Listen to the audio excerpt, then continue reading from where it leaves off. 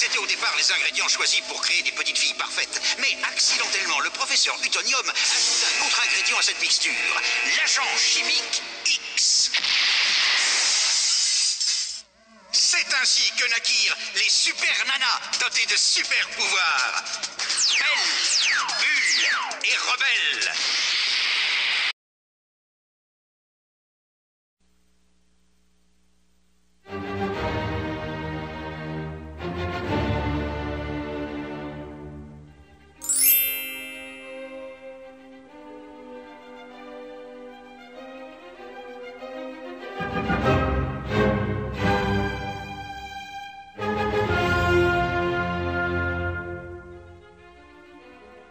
Le calcium assure la solidité de notre squelette et la dureté de nos dents.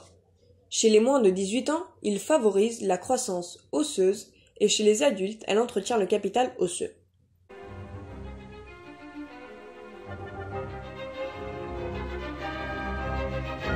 Les protéines dans notre organisme jouent un rôle essentiel.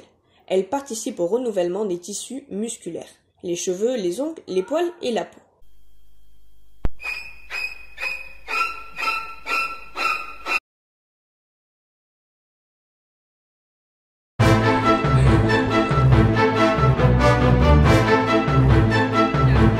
J'en ai marre de ce super nana, il faut que j'en finisse avec elle.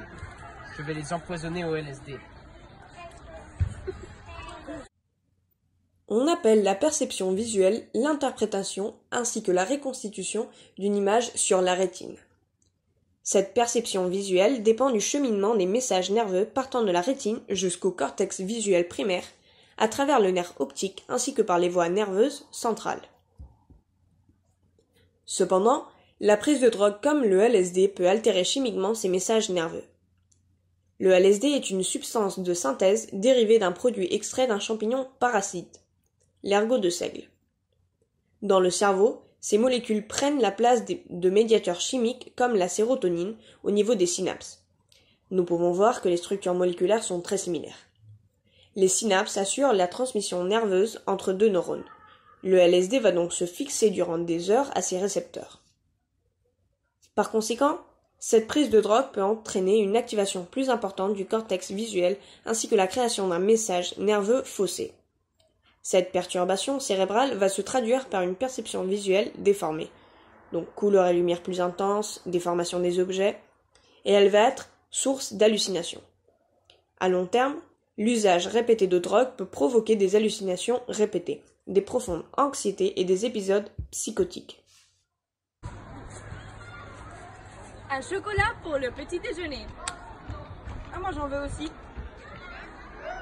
Ah non merci, j'aime pas.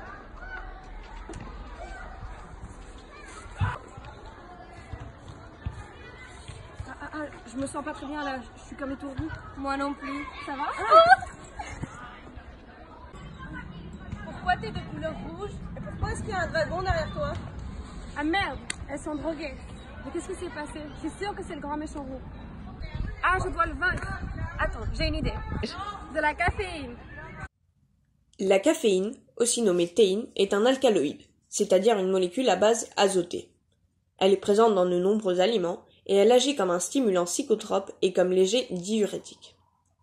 La caféine agit surtout comme stimulant du système nerveux central et du système cardiovasculaire, diminuant de façon temporaire la somnolence, le temps de réaction et augmentant la tension. La caféine présente dans le café ou d'autres boissons est absorbée au niveau de l'estomac et de l'intestin grêle, puis redistribuée via la circulation sanguine dans tous les tissus du corps. La caféine traverse facilement la barrière qui sépare la circulation sanguine du cerveau du reste du corps. Elle est appelée barrière hémato-encéphalique.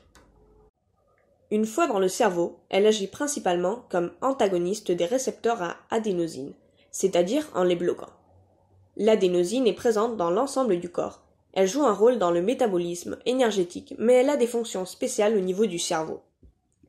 Les concentrations d'adénosine dans le cerveau permettent de protéger le cerveau en supprimant l'activité neuronale et en augmentant la circulation sanguine. L'adénosine active les récepteurs de l'adénosine, ce qui a pour effet de causer l'endormissement.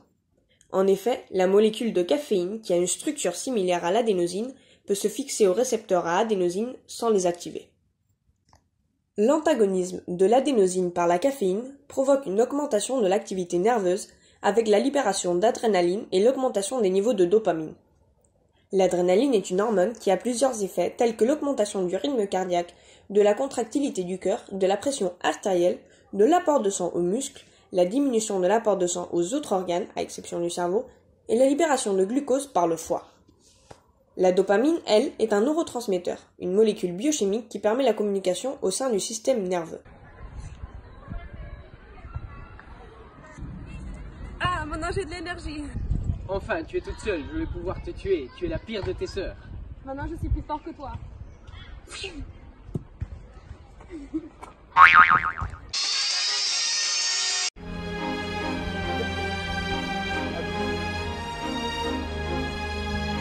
Cette fois, vous m'avez eu, mais la prochaine fois, je reviendrai plus fort que jamais.